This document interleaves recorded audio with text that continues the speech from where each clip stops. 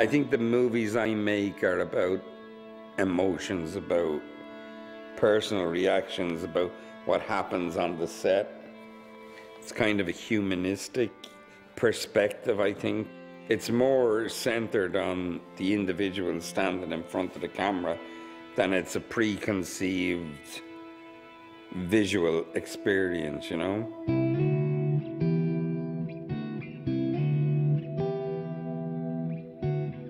My mom and dad had a lodging house that, you know, I stopped having a family when I was a teenager and had a kind of nuclear family with the extended family, you know? I gather that Jim was born of like kind of humble origins and sort of a scrappy kid and made his way up and made his way first as an actor and then as a theater director. And there's this level of sort of, you know, tough character to him. And his movies all have a sort of tough, unsentimental quality, but at the same time, he looks for the love in all of his characters, so there's a sweetness. I mean, there's obviously themes in Jim's family. He's made a film about a mother, he's made a film about a father, there's a film about two brothers. So obviously that's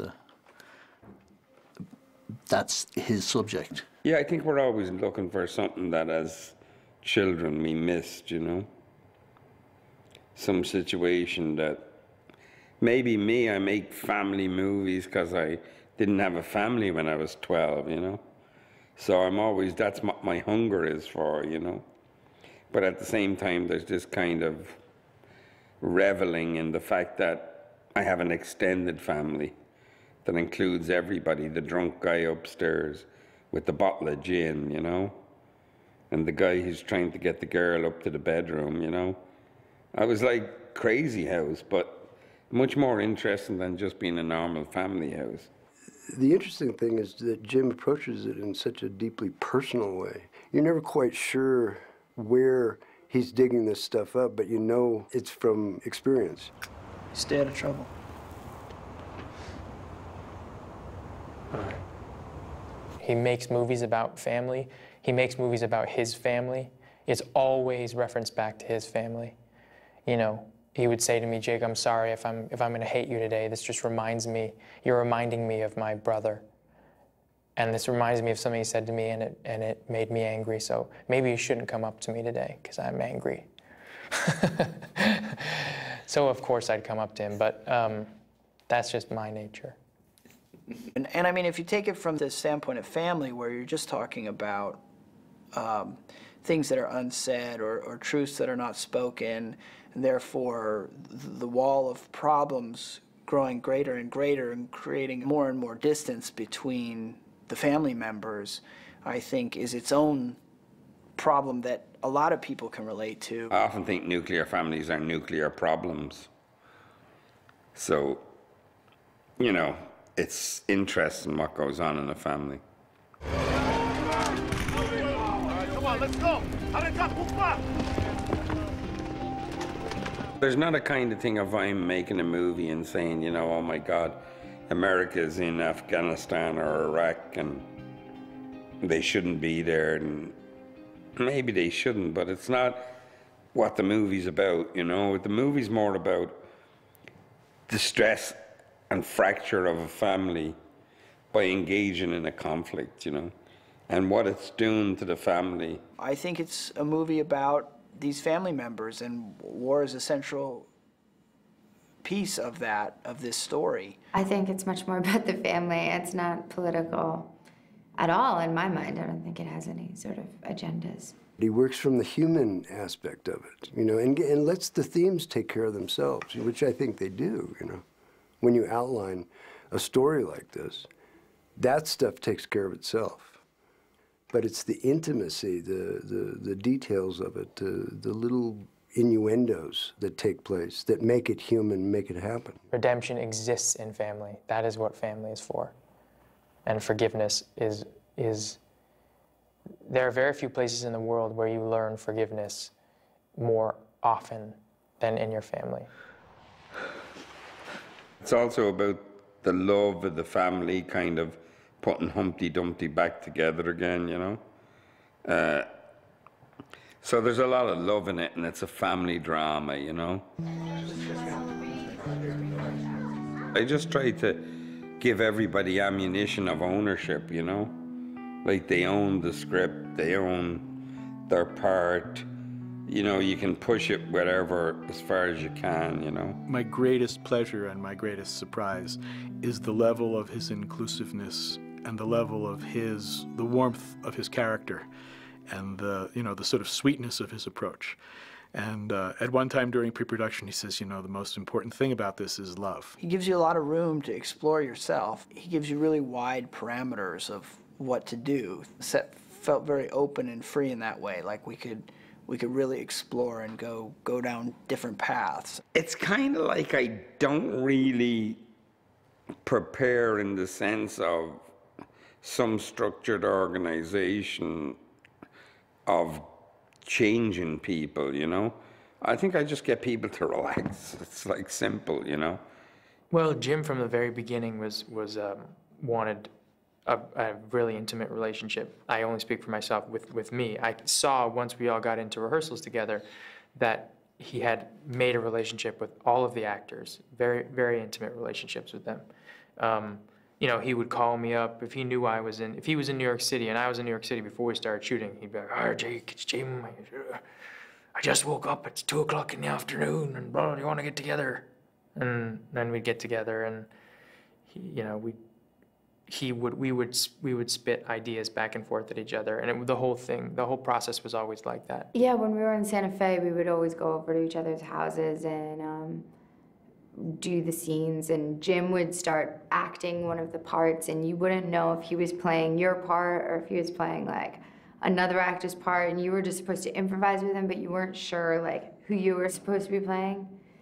It was pretty, like sometimes he'd play Jake and expect me to play Toby, and like same with those guys. Sometimes he'd play Jake to Jake and ask Jake to play me, you know, and things like that. Naturally, somebody wants to make a film and they're usually ultra prepared, which is admirable, and you know they have a clear idea, which is admirable. So it's sort of special to meet somebody who has that, but also is so curious about what might happen. Most filmmakers arrive for a day's work and they have a script, and the objective is to shoot that's amount of script. And at this point in his career, Jim arrives and he has a set and he has a group of actors, and he sees what happens when the actors start to find out what the scene is about. It just deflected. That's very good. It's a powerful moment. Okay, right. So we try something like that. Okay, right. Just try it again. Try it once. I watch every day as he like travels through the schedule of our movie, puts the actors into the, I've described it as like chopping vegetables. Like he comes in the morning and he chops the vegetables and then he throws them into the pot and he stirs them around and he stirs them around, and someplace mid-morning you see what the soup is going to be, and then he seasons it. He always comes to the set so perplexed about it, you know, and he's in a dilemma all the time, which is great, you know. I mean, he's in the right kind of dilemma, you know, questioning the essence of the story, you know, where the human factor is, you know. I think you should go after it a bit more. Why is it funny? Just explain. Not just tell me, you know, like for the kid. It's a bit like water and ice. There's a certain point at which it has to become ice, and you just have to leave it then, you know, because you're going to make the movie. So it's best if that happens in front of the camera, you know. If you see it change from a fluid to a solid state in front of your eyes, because it seems like magical transformation then. But that's a very hard thing to achieve. It's very exciting to watch. It can be risky because you're not sure where the film is going, and films being shot out of sequence, you have to have the entire movie in your head at all times while you're vamping on the original script. But I think its virtue is that what's happening in a scene in a Jim Sheridan film has a reality that's often absent in other people's films. What's wrong? Izzy. Okay. Bye.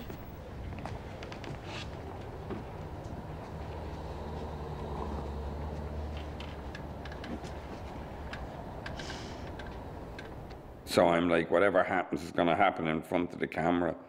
It's going to happen between people, and the visual has to adapt to catch up with the souls of people, rather than the visual is going to dictate the soul of a person, you know? And Jim will say, well, no, maybe, really the camera shouldn't move. The camera movement just breaks that scene. Just do one without any movement at all. And sure enough, it's just transformed. It's a whole different thing when you take this subjective move out of it and just say, now just look at the actors. And although as artists, we can take the visual experience to a very heightened level visually, and in production design and every aspect of that, sometimes that won't improve it. Because sometimes it's not about what's visually presented, but what's presented from emotions or the soul. But what's wonderful is he finds that gem, that the heart of every scene in every scene. I mean, there's none that go by where you don't find it. He finds it every time, and we just be sure that the camera's right there for it.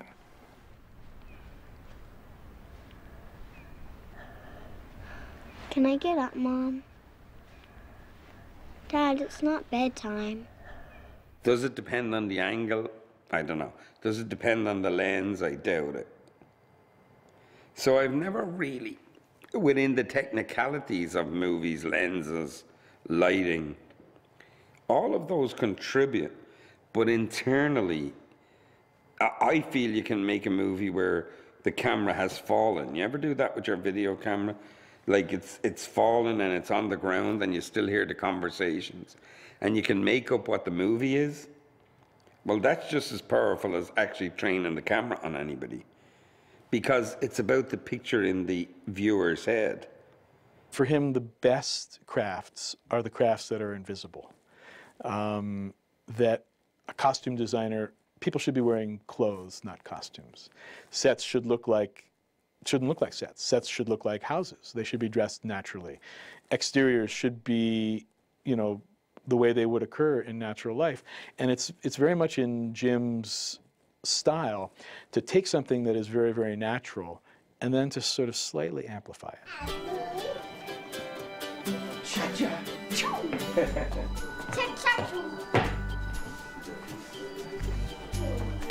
So, I kind of do like making movies with children because I don't know why. I think it's easier in certain ways, I know people think it's harder because you can never predict what kids will do. But I kind of like that because it's like lightning in a bottle, Well, it's a Jim Sheridan movie, so naturally the movie is really about those two kids. And I believe that if Jim had the opportunity to cut us out and have people still see the movie, he may have basically made the movie about those two girls. Jim Sheridan he's very cool. He brings out my character, and then he messes around, and then he goes straight back to directing. And he gets me to think about my character, to help me know, okay, my dad's in war. I get a good relationship with Jake Gyllenhaal.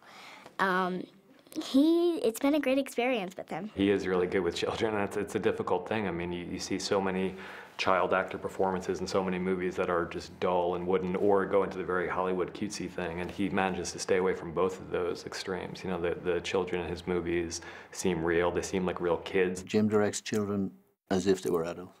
He gives them incredibly complex directions, and they respond. They respond to how they're being approached. He makes you just want to think and have fun and everything. Ephemeral is the perfect word for a Jim Sheridan set, because it was literally like there is never anything that stays solid within a day's work. And if some poor PA walks up and he doesn't know how he feels about a scene, Jim will pull the PA and ask them what they think in front of everybody and get their opinion, and then we'll shoot for that day according to what that person thought. I think ultimately everyone feels like a family in the end. You got 400 people all working on something, waiting for something to happen.